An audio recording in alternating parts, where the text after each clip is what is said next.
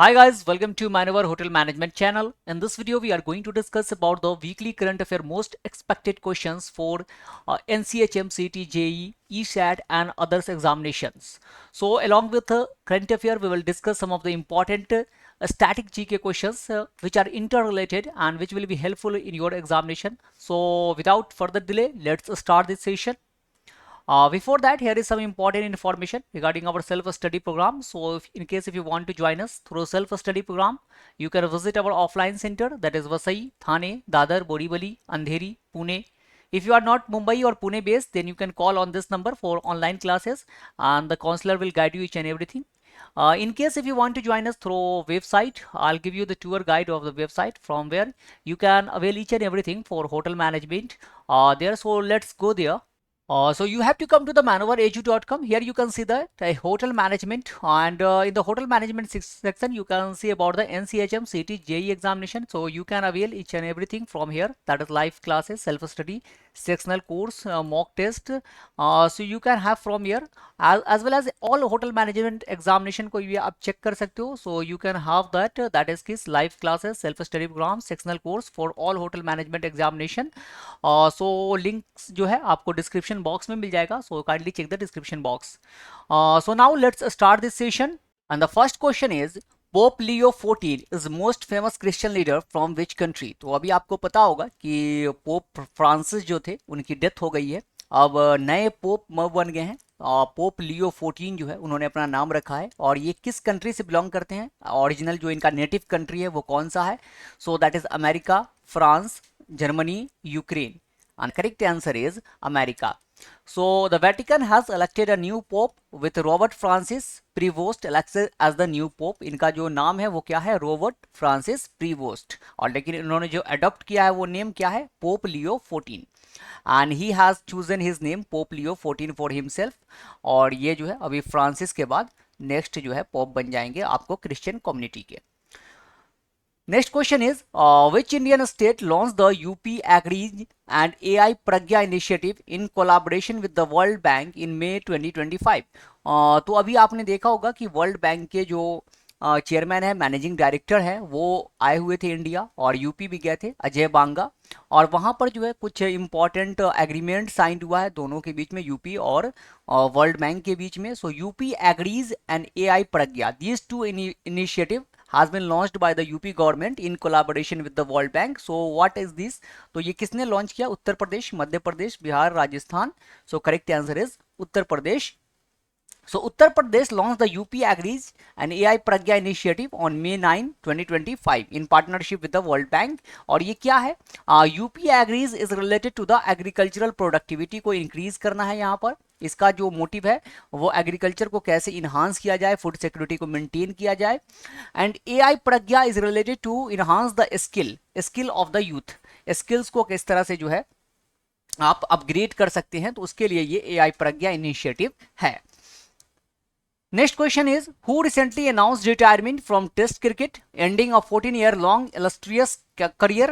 So अभी आपने सुना होगा रिटायरमेंट, बहुत सारे रिटायरमेंट हो रहे हैं. तो अभी जो है 14 साल के बाद जो है उन्होंने अपना रिटायरमेंट ले लिया है. और ये कौन प्लेयर है जो रिटायर हो गए हैं, Ravichandran Ashwin, Ajinkya Rahane, Cheteshwar Pujara, Virat Kohli. And the correct answer is Virat Kohli. So Virat Kohli has officially retired from Test cricket after a remarkable 14-year career that redefined India's presence in the format. और इन्होंने जो है 123 टेस्ट मैच जो है वो खेला था और जिसमें अप्रोक्सीमेटली 9230 रन इन्होंने स्कोर किए विथ 30 सेंचुरीज. तो ये कोहली जो है अब रिटायर हो चुके हैं, इंडिया के कैप्टन भी रह चुके थे. तो इनके बारे में याद रखिएगा, इनके इंपॉर्टेंट चीजें हैं. Next question is, what is the total fertility rate of India's as per Sample Registration System SRS report 2021? So Sample Registration System SR report वो जो है रिलीज कर दिया गया है और इसमें इंडिया की फर्टिलिटी रेट कितनी है कि एक जो वीमेन है वो अपने एवरेज जो है कितना जो है वो बर्थ जो है करती हैं, तो उनका फर्टिलिटी रेट कितना है इंडिया में average. 3.0, 1.5, 2.0, 2.5. And the correct answer is 2.0. So according to the Sample Registration System Report 2021, India's total fertility rate is 2.1. और ये जो है रजिस्ट्रार जनरल ऑफ इंडिया ने बताया है. सबसे ज्यादा अगर फर्टिलिटी रेट की बात करें तो कहाँ है, the maximum is in Bihar, so that is 3.0 जो है सबसे ज्यादा बिहार में है, 3.0 है। और लोवेस्ट जो है आपको दिल्ली और वेस्ट बंगाल में देखने को मिलेगा 1.4, आपको सबसे ज्यादा बिहार में और सबसे कम दिल्ली और वेस्ट बंगाल में है 1.4 fertility rate. Next question is who has represented India at the 80th victory day celebration held in Moscow Russia. तो ये मॉस्को में विक्ट्री डे सेलिब्रेशन हुआ था, और ये विक्ट्री डे क्यों सेलिब्रेट किया जाता है, दैट इज टू ये जो है वर्ल्ड वॉर जो हुआ था, सेकेंड वर्ल्ड वॉर, वहां पे जर्मनी जो हार गई थी, उसमें यूएसएसआर का बहुत इंपॉर्टेंट रोल था, और जिसकी वजह से जो है ये सेलिब्रेट किया जाता है विक्ट्री डे। और इसमें जो है किसने इंडिया की तरफ से पार्टिसिपेट किया है, Rajnath Singh, Amit Shah, Sanjay Seth, Piyush Goyal, and the correct answer is Sanjay Seth. So ministry of state for defence Sanjay Seth has represent India at the 80th victory day held in Moscow on 9th May 2025। तो हर साल 9th मई को जो है ये विक्ट्री डे सेलिब्रेट किया जाता है। यहाँ पर चीफ गेस्ट कौन थे, तो वो president Xi Jinping was the chief guest in the victory day. Next question is which country has launch the world's first national level crypto currency tourism payment system. तो अब जो है क्रिप्टो करेंसी में आप पेमेंट कर सकते हो tourism में, वहां के टूरिज्म को प्रमोट करने के लिए ये स्टेप लिया गया है। और ये किस गवर्नमेंट ने, किस कंट्री की गवर्नमेंट ने ये स्टेप लिया है, Bhutan, Singapore, El Salvador, UAE, and the correct answer is Bhutan. So Bhutan launched the world's first national level cryptocurrency tourism payment system in partnership with the Binance Pay and DK Bank जो है इनके साथ partnership करके ये भूटान ने ये launch किया है। अब यहाँ पर क्या होगा कि अगर कोई ट्रेवलर जो है वो डिजिटल करेंसी के थ्रू जो है आप पेमेंट कर सकता है कुछ भी, जैसे एयर फेयर, वहाँ पे होटल का बिल, ये सारी चीज़ें जो है वहाँ पर आप through digital currency that is crypto currency के थ्रू जो है आप पेमेंट कर सकते हो। Next question is what is India's rank in the human development index SDI 2025। तो SDI 2025 जो है वो रिलीज कर दिया गया है, और इसमें इंडिया की रैंकिंग जो है वो कितनी आई है, इंडिया किस रैंक पर था SDI इंडेक्स में, 120, 130, 140, 142। This is important for your examination, rankings और इंडेक्सेस से क्वेश्चन आ जाते हैं। तो यहाँ पे इंडिया ये इंपॉर्टेंट रैंकिंग भी है, SDI रैंकिंग जो है काफी इंपॉर्टेंट रैंकिंग है। तो इंडिया की क्या ये आया है, पोजीशन आया है, and the correct answer is 130। So according to UNDP, सबसे पहले तो ये आपको पता करना है कि ये रिलीज कौन करता है, तो यूनाइटेड नेशन डेवलपमेंट प्रोग्राम जो है इसको रिलीज करती है, और 2025 की रिपोर्ट आ चुकी है जिसमें 193 में इंडिया का पोजीशन 130 है, और आइसलैंड जो है इसमें नंबर 1 पोजीशन पे आपको देखने को मिलेगा। Next question is who has been named the best men's football player by the AIFF for the 2024-2025 season। So 2024-2025 में AIFF all India football federation ने जो है अपना बेस्ट मेंस फुटबॉलर और बेस्ट वीमेंस फुटबॉलर अनाउंस कर दिया है। तो मेंस कैटेगरी में किसको ये अवार्ड दिया गया है, Vishal Ket, Brijan Fernandes, Veeramuthu, Shubhashish Bose, and the correct answer is Shubhashish Bose. So the All India Football Federation has felicitated the winners of its annual award for the 2024-2025 football season।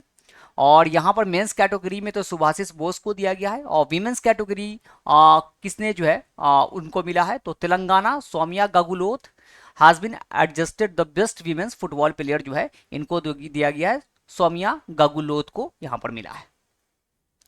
Next question is what is India's rank in the world press freedom index. तो world press freedom index भी release हो चुकी है, और इसमें India की क्या ranking आई है ये भी इंपॉर्टेंट है। ये आपको जो है वर्ल्ड प्रेस फ्रीडम डे भी हम सेलिब्रेट करते हैं 3rd मई को, और उसमें जो है आपको वर्ल्ड प्रेस फ्रीडम इंडेक्स भी अब रिलीज कर दिया गया है। तो इंडिया की रैंकिंग कितनी है, प्रेस के फ्रीडम कितना है इंडिया में, 151, 157, 156, 158, and the correct answer is 151।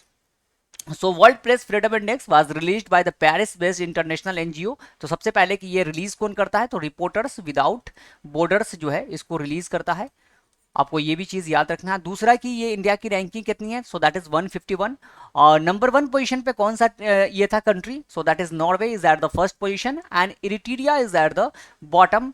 तो इरिट्रिया सबसे लास्ट पे, नॉर्वे सबसे फर्स्ट पे, और इंडिया का पोजीशन 151 है। Next question is which day is celebrated on 11th मई।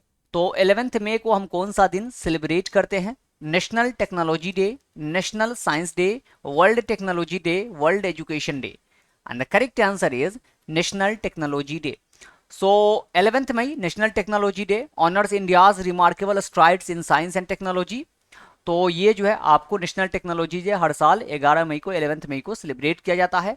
और इस बार जो है वो थीम क्या था, दैट इज यंत्रा युगांतर for advancing new technology research and acceleration. So this was the theme of the national technology day. आप यहाँ पे नेशनल साइंस डे भी देख रहे होंगे, that is celebrated on 28th of February. 28 फरवरी को नेशनल साइंस डे सेलिब्रेट किया जाता है. और ये क्यों किया जाता है, बिकॉज सीवी रमन जो है इन्होंने रमन इफेक्ट जो है वो डेवलप किया था इस दिन, इसलिए national science day 28 of February को सेलिब्रेट करते हैं. नेक्स्ट क्वेश्चन इज, अब जो है हम क्वेश्चन डिस्कस करेंगे that is related to the current affair से जो रिलेटेड स्टैटिक पोर्शन कुछ है, इंपॉर्टेंट चीजें उसको भी हम डिस्कस करेंगे. जो अभी हमने करंट अफेयर देखा था उससे रिलेटेड जो भी चीजें हैं उसको भी हम अब यहाँ पर क्वेश्चन में हमने इंक्लूड किया ताकि करंट के साथ साथ आपका स्टैटिक पोर्शन भी रेडी होता चला जाए. So which among the following are called Bretton Woods twins. तो ब्रिटन वुड्स ट्विंस जो है वो किसको कहा जाता है इसमें, अभी हम देखेंगे कि ब्रिटन वुड्स ट्विंस होता क्या है.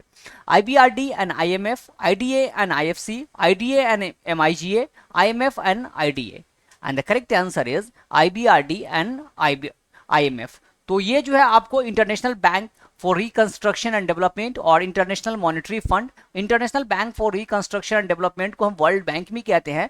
These two bodies are were established on in 1944 में जो है इनका एस्टैब्लिशमेंट हुआ था. और ये जो है आपको ब्रिटन वुड्स ट्विंस के नाम से, क्योंकि वहां ब्रिटन वुड्स में जो है इन दोनों बॉडी की एस्टैब्लिश किया गया था, that's why it is known as Bretton Woods twins in 1944. और इन दोनों का हेडक्वार्टर भी सेम है, एक ही जगह पे आपको हेडक्वार्टर मिलेगा वर्ल्ड बैंक. और IMF का कहां है, that is in Washington DC में जो है इन दोनों का हेडक्वार्टर है. क्रिस्टलिना जॉर्जिवा इसकी प्रेसिडेंट है IMF की, और अजय बांगा जो है आपको वर्ल्ड बैंक के प्रेसिडेंट है. तो ये जो है कुछ इंपॉर्टेंट पॉइंट था जो स्टैटिक पोर्शन वर्ल्ड बैंक और IMF से आपको पता होना चाहिए. अभी IMF ने जो है पाकिस्तान को $1 बिलियन का लोन भी दिया है, तो ये चीजें आपको इंडिया ने उसमें वोटिंग से एब्सटेन किया था, तो ये चीजें पता होनी चाहिए. Next question is, which country won the first ever cricket world cup in 1975. तो क्रिकेट से रिलेटेड हमारे पास क्वेश्चन भी था, तो क्रिकेट से स्टैटिक पोर्शन अगर देखते हैं तो वर्ल्ड कप 1975 जो पहला वर्ल्ड कप था ODI वर्ल्ड कप, उसको किस टीम ने जीता था, West Indies, Australia, England, India. And the correct answer is West Indies. So West Indies has won the first world cup by defeating Australia in the final. और ये हुआ कहां था, so that was played in England में जो है वो खेला गया था, और वेस्ट इंडीज ने पहला वर्ल्ड कप ऑस्ट्रेलिया को हराकर जीत लिया था. Second world cup 1979 also one by West Indies, and 1983 India one the world cup by defeating West Indies. West Indies को हराकर इंडिया ने वर्ल्ड कप जीता. इंडिया अब तक 2 बार जीत चुका है, that is 2 times in 1983 and in 2011. और ऑस्ट्रेलिया सबसे maximum time, that is 6 time Australia won the world cup. Last time India में ही उसने इंडिया को हराया था, that is played at Narendra Modi stadium Gujarat. वहां पर फाइनल में ऑस्ट्रेलिया ने हरा दिया था इंडिया को. Next question is, which is the smallest country in the world. तो दुनिया में सबसे छोटी कंट्री, सबसे स्मॉलेस्ट कंट्री कौन सी है, Tuvalu, republic of Nauru, Vatican city, republic of San Marino. And the correct answer is Vatican city. So it is located in the continent of Vatican City, Europe. This country is considered to be the smallest country in the world. और population भी बहुत कम है, mostly 840 और 1000 के approx जो है population है. और यहाँ पर क्या है, यहाँ पर आपको कैथेड्रल मिलेगा, मोस्टली आपको पोप वगैरह जो है क्रिश्चियनिटी के जो आपको फादर्स वगैरह होते हैं वही उन्हीं का जो है रेसिडेंस ज्यादातर देखने को आपको यहाँ पर मिलेगा. Next question is, which of the following newspaper in British India was founded by बाल गंगाधर तिलक. अभी हमने प्रेस फ्रीडम इंडेक्स देखा था और किस तरह से ब्रिटेन जो है वो कटेल करता था हमारे प्रेस फ्रीडम को. जब ब्रिटिश का जहां पे रूल था तो उसमें बाल गंगाधर तिलक जो है इसमें से किस न्यूज़पेपर को जो है वो पब्लिश करते थे, स्वदेश Mitran, the Hindu, Kesari, Indian mirror. And the correct answer is Kesari. So Kesari was a Marathi language newspaper founded by बाल गंगाधर तिलक इन 1881. और ये जो है आपको केसरी और मराठा दो न्यूज़पेपर था, मराठा भी न्यूज़पेपर था, मराठा, और ये जो न्यूज़पेपर था Maratha that was in English, ये इंग्लिश में पब्लिश करते थे, और केसरी जो था दैट वाज इन मराठी. और इसीलिए इनको जेल भी हो गया था, 6 इयर्स का जेल भी दिया गया था. उन्होंने क्रिटिसाइज किया था ब्रिटिश को अपने न्यूज़पेपर में, तो इनको जेल भी किया गया था, मांडले जेल में इनको भेज दिया गया था 6 ईयर इम्प्रिजनमेंट के लिए. Next question is, which is the code name of the atomic bomb dropped on Hiroshima. तो हिरोशिमा पे जो है एटॉमिक बॉम्ब ड्रॉप किया गया था, उसका कोड नेम क्या था? उस बॉम्ब का नाम क्या था? Little boy, fat man, thin boy, big boy. आपको पता होगा वर्ल्ड वॉर सेकेंड जब चल रहा था तो अमेरिका वर्ल्ड वॉर में नहीं था, लेकिन जापान ने क्या किया 1941 में पर्ल हार्बर पे अटैक कर दिया। उसके बाद जो है अमेरिका भी वॉर में आ गया। Then after that America has developed nuclear bomb and they won the Japan, क्या एक्सक्लेट कर लो, डिस्क्लेट कर लो, नहीं तो बॉम्ब जो है गिरा देंगे, लेकिन जापान माना नहीं कि उसके पास बॉम्ब है। और आखिरी में अमेरिका ने पहला bomb that is dropped on Hiroshima on 6th of August 1945, that is also known as Hiroshima day. Little boy के नाम से वो बॉम्ब था और उसको जापान पे गिरा दिया। नेक्स्ट जो बॉम्ब था दैट इज फैट मैन के नाम से जाना जाता, फैट मैन, और वो गिराया था नागासाकी पे। आपको नेक्स्ट 9th अगस्त को जो है फैट मैन गिराया नागासाकी पे। उसके बाद जो है सरेंडर कर दिया गया था, जापान ने सरेंडर कर दिया। अब वर्ल्ड वॉर सेकेंड जो है वो ब्रिटिश अमेरिका वगैरह जीत गई थी। तो ये जो है हमारा टोटल जो है क्वेश्चंस था 15 क्वेश्चन जो हमने यहाँ पर डिस्कस किया, that is the current portion as well as the static related to that current. Hope you guys have enjoyed the session well. If so, then do like this video और subscribe कर लीजिएगा channel को, क्योंकि बहुत important videos और जो भी आपके एग्जामिनेशन से रिलेटेड अपडेट्स है यहाँ पर आता रहेगा। सो चैनल जरूर सब्सक्राइब कर लें, और कोई भी कमेंट या किसी और चीज़ पे आपको वीडियोस वगैरह चाहिए जहाँ से आपको, तो वो आप कमेंट में सजेस्ट कर सकते हो, वहाँ से हम लोग आपको वो चीज़ reply करेंगे। So with that we will conclude the session here. Thank you and have a nice day. See you in the next video. Till then, goodbye.